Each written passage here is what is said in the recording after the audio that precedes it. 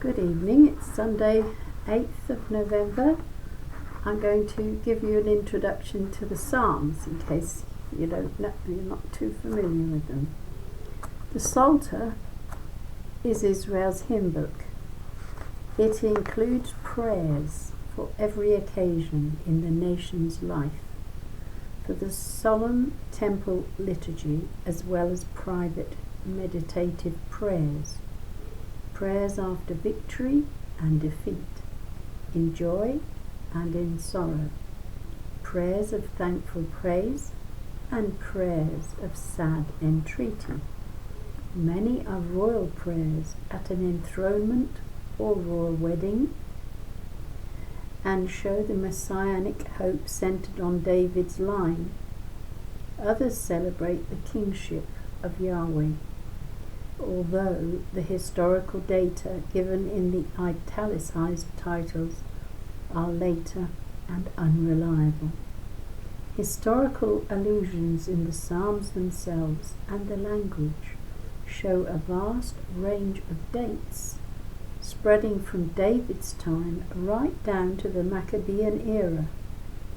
The tradition of David's own association was the liturgy, and the Psalms is so strong that some may even stem from him. Some were composed for different schools of temple singers, and others earlier.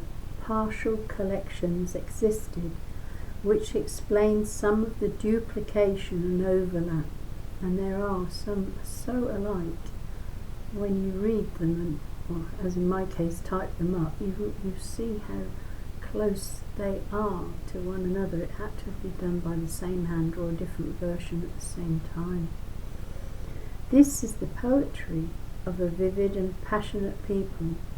It uses colourful, even wild imagery of despair, of God's intervention, of hopes for the future, prosperity, and prayers for violent revenge on opponents, protesting innocence and guilt with similar wholehearted sincerity.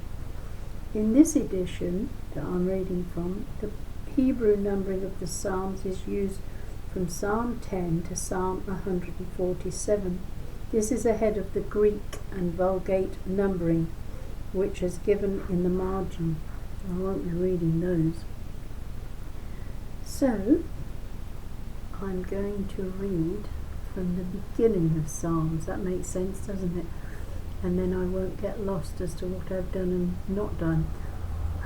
So today I will read Psalm 1.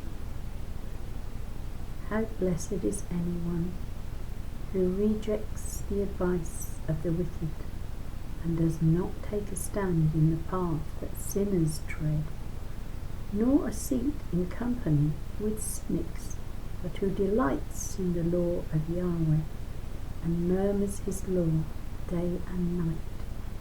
Such a one is like a tree planted in streams.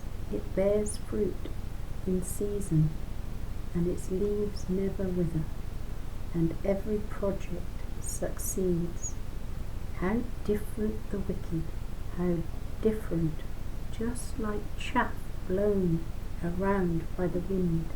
The wicked will not stand firm at the judgment, nor sinners in the gatherings of the upright. For Yahweh watches over the path of the upright, but the path of the wicked is doomed. The word of the Lord. Thanks be